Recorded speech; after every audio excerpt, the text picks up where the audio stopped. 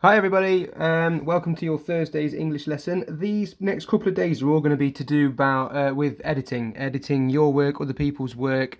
Oh, hello, sorry, I didn't mean to move that, and such and such. So, to start off with, what I've done, we're going to edit a quick first draft. You're going to do a quick first draft of something by using Tom Palmer's model of editing. Now, Tom Palmer, I don't know if anybody have heard, well, actually, I'll tell you what, I'll come on to in a minute. Why we're going to do that, so you can constantly use these skills throughout your school life. This sort of editing, when it comes to writing, you will use constantly throughout everything you ever do. We still do it now whenever we're writing work emails, whenever we're writing text messages, anything like that. You're constantly editing anything that you write.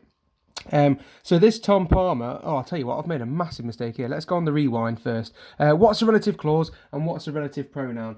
Pause your video, there's my pause card. Pause your video and discuss that either in your classroom or at home with your cat or your dog or that gerbil that's just run underneath the sofa. Off you go. Okay, so what's a relative clause? What's a relative pronoun? So hopefully you should have got something that looks like this.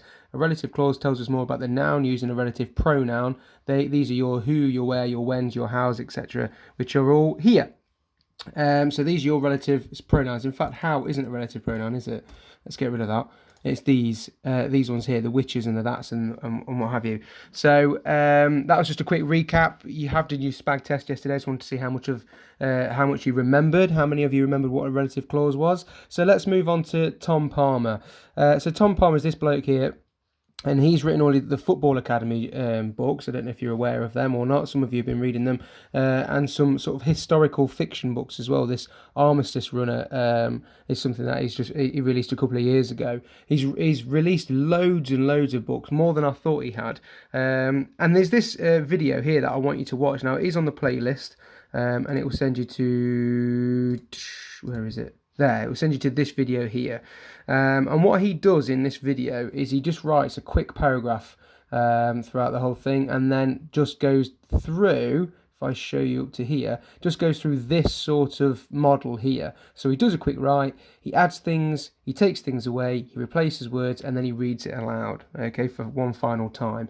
You're going to use that model after you've watched this video. So if you pause my video and watch this video in the classroom or at home and take notes while you're doing it, and just look at the way his process of just writing something down, starting with something and then going over it and re-editing it and editing it and such, and then the sort of final piece he gets by the end of it, the sort of difference between the first and the final piece. Just have a watch of that video and have a discussion afterwards. Right, so hopefully you've watched that video and it was quite an interesting one as well. We're going to use that model that he's used here, the quick write, the adding, the taking away, the replace, and the reading aloud. Now I've got this picture here of what looks like an explosion going off. Well, this is what I thought anyway, an explosion going off, and he was sort of being pulled away.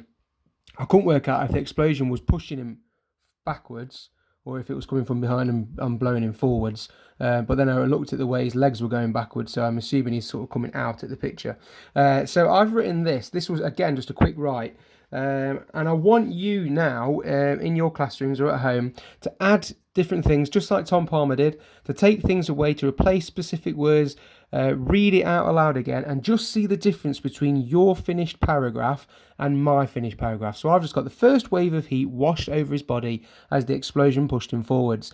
Large rocks pounded all around him before he hit the ground himself, ringing, a long continuous sound in his head. Was this death, or had he been lucky this time?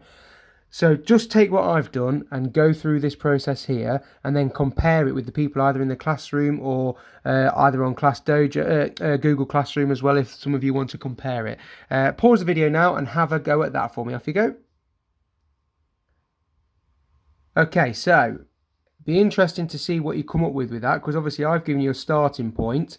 And I'd like to see where you got to. So those of you in the classroom, if you just upload it using your iPads, just upload it how you did last week with me, and then those of you at home obviously upload your edited work as well so I can see it.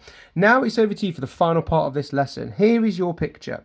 So whereas on this picture I started you off with a quick write and then we did this, in fact let's take that and pull it over here so we've got that with us all the time. Whereas I gave you, sorry, the quick write for that picture. You're now going to come up with your own quick write, just like you saw Tom Palmer do, and just like I did just before this lesson as well. And it shouldn't take you long. I think it's just go for 4 or 5 sentences. That's all you need to start off with, because you're going to add to it anyway, and then you're going to take away the rubbish bits, and then you're going to replace the words as well, and then finally read it aloud for one final time, and then share it with the rest of the class and see what they've got as well. It'll be interesting as well to see what you started with and what you ended with, and then you can maybe read both of them out to your class or upload them both on Google Classroom so we can see the complete difference between them. Okay, good luck with it, Year 6, and I shall see you tomorrow where we finish this editing off by evaluating someone else's piece of work. Off you go.